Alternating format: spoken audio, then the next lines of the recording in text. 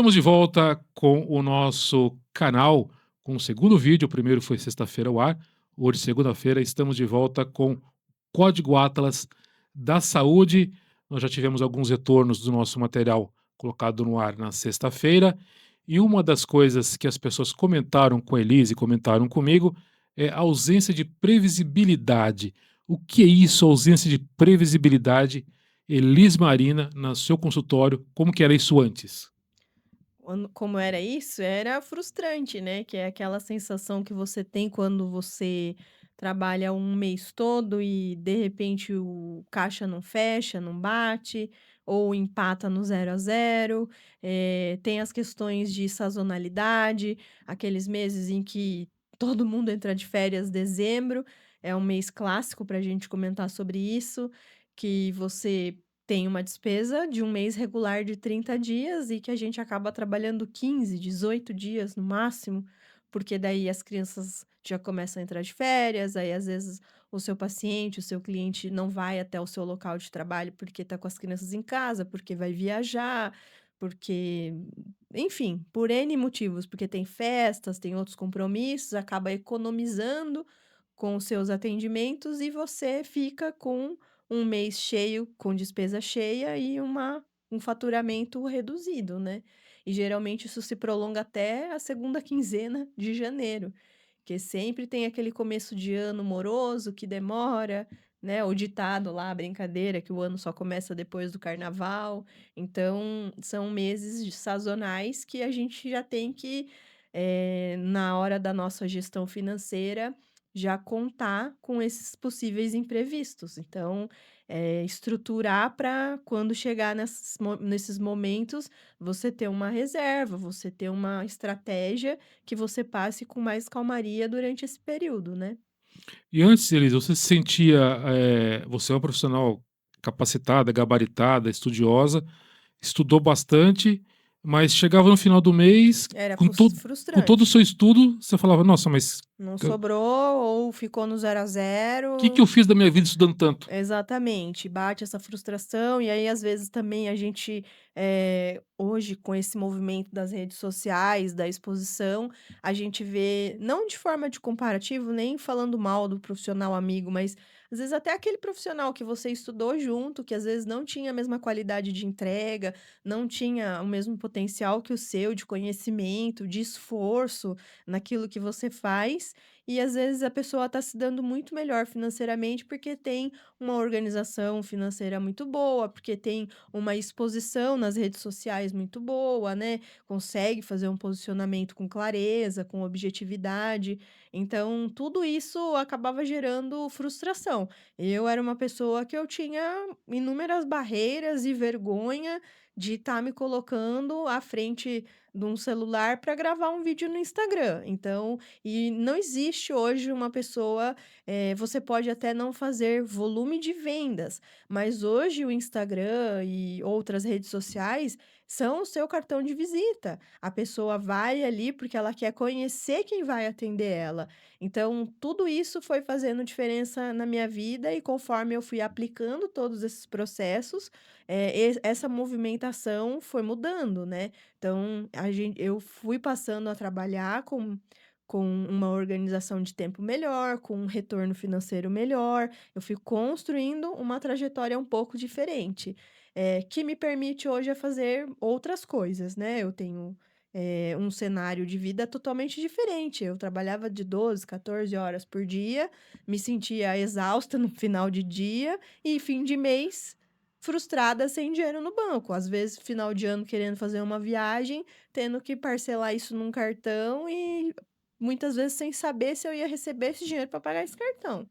Acho que essa é a principal, o principal, na verdade, tem vários assuntos aí, Vários várias assuntos, mas é uma das grandes dores, né. que você não sabe se você vai ter condições de pagar a escola do filho, se você vai ter condições Exatamente. de fazer uma viagem. De repente você precisa fazer uma reforma, inesperada, né, porque quando a gente está trabalhando, a gente também tem que cuidar do local de trabalho. Se surge um vazamento, aí você se aperta num cartão de crédito, embola o negócio, aí entra no rotativo, que é um juros absurdo, porque às vezes você não tem uma reserva para isso. Então tudo isso faz parte da previsibilidade, né, Gil?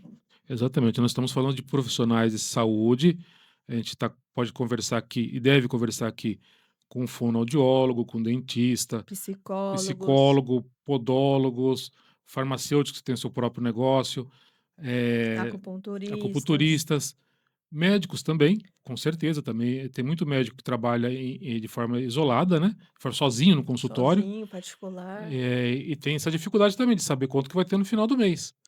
E tudo isso que eles fez, ela não feriu ética de ninguém, ela não comprometeu a ética dela de forma alguma, foi tudo dentro da ética, tudo dentro do princípio do que o O conselho regional CREFITO, né, o meu conselho é o CREFITO, regulamenta, sem ferir regulamenta. nada, sem prejudicar o paciente, muito pelo contrário, um profissional que está focado e está recebendo e tendo um pouquinho de recurso lá no final, sobrando dinheiro para ele, vamos ser bem objetivo, sobrando dinheiro para ele Reinvestir na própria profissão, e ter conforto para a família, ele é um profissional que vai acabar se dedicando mais, sem vai dúvida. atender melhor o paciente, com mais força de vontade, com mais ânimo, senão acaba aquela pessoa que: "Não, no final do mês não vou de novo não vou ter dinheiro". É Ah, a sensação de que não vale a pena, né.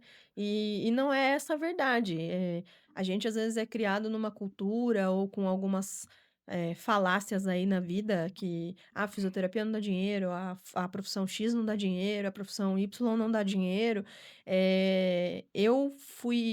Eu cresci ouvindo algumas coisas, não só dentro da minha casa, que às vezes é até inconsciente o pai, às vezes, falar assim: "Ó, vá, presta um concurso público". Eu não tô falando que é ruim, entende, mas a gente tem como ser feliz não sendo concursado.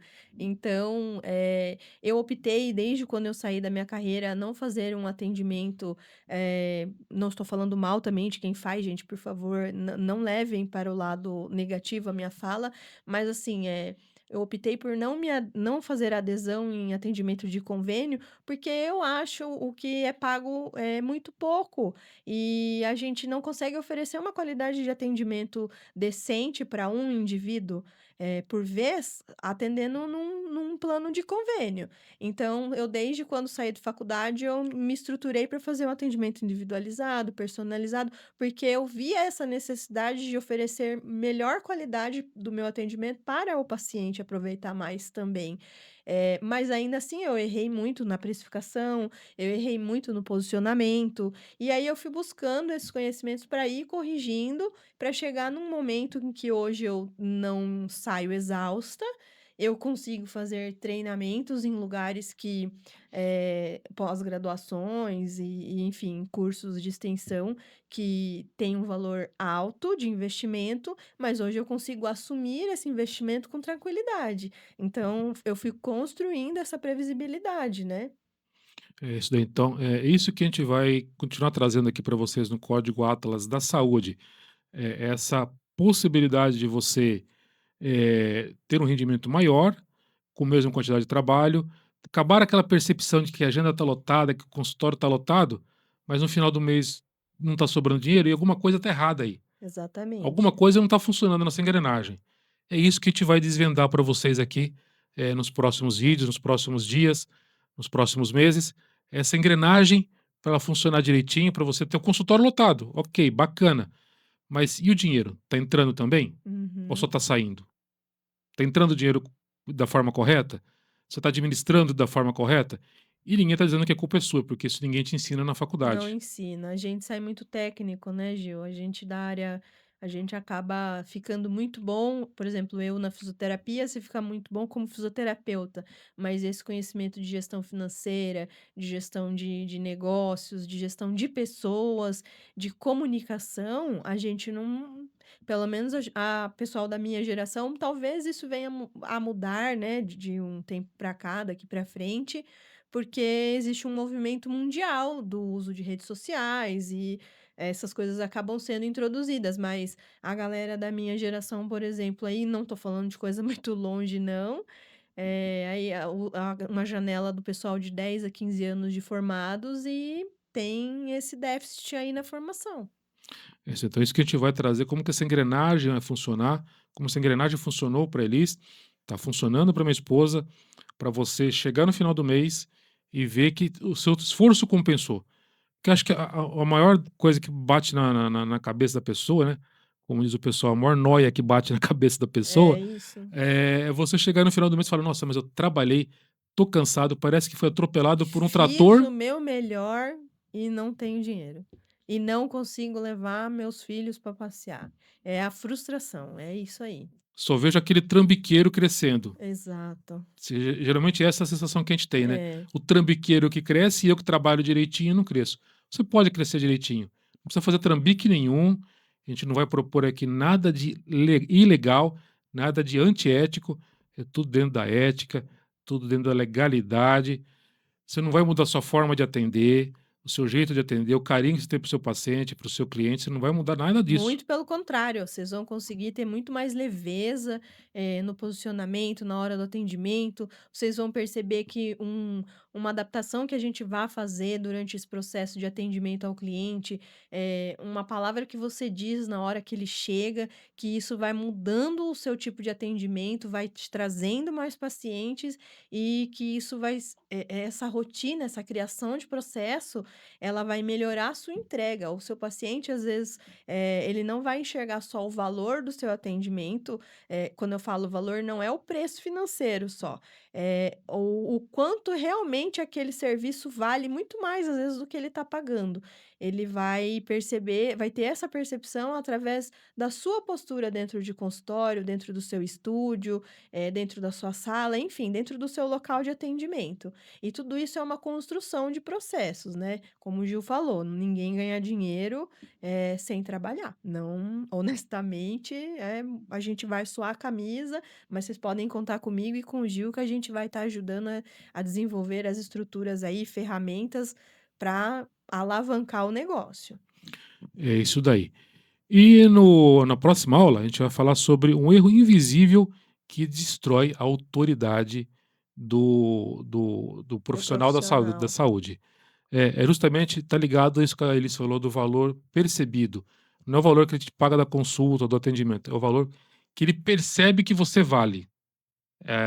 Uma das chaves talvez esteja aí, ou está aí, e a gente vai conversar um pouquinho na próxima aula, na quarta-feira agora, a partir das 8 horas da noite.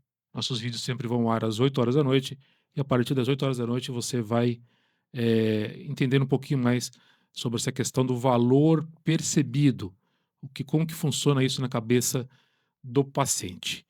Então, fique com Deus e até a Até próxima quarta-feira. quarta-feira.